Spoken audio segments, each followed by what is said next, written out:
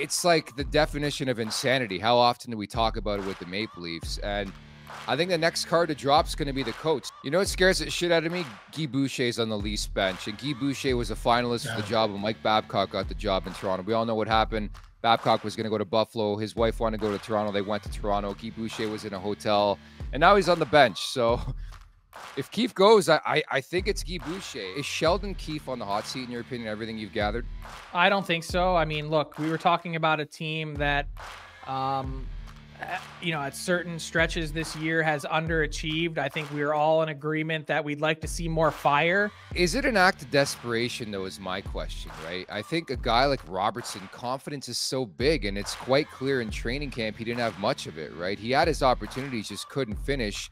And now it's like another stop, another start, another stop, another start. Like, that's been the story of Nick Robertson's early career. You put Matthew Nyes in there, and this kid is high quality stock. He's a truck. He's strong. He's confident. He says the right things. He's got a good head on his shoulders. He's talented as hell.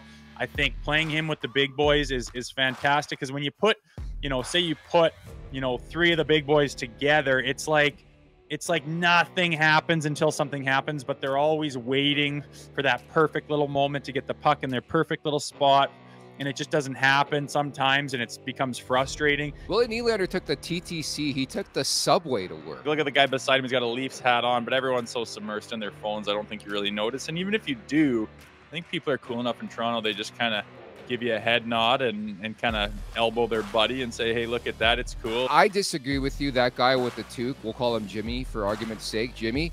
No doubt Jimmy's texting his boys. If this guy keeps rolling here and he has another 90-plus point season and they don't have him signed and he's, you know, he rifles off 40 again, I think the number goes up to 12 for a year.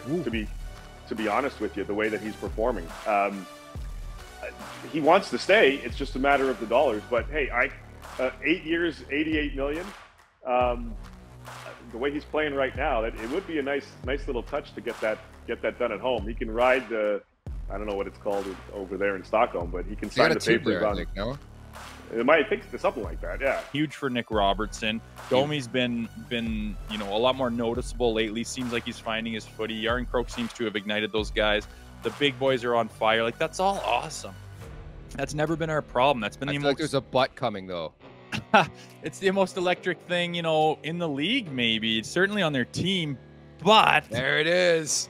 Like, their numbers, man. Like, do they even fucking know how to? Do they even try to play defense? Like, do you think Jack Campbell signed up to play in Bakersfield when he signed his contract?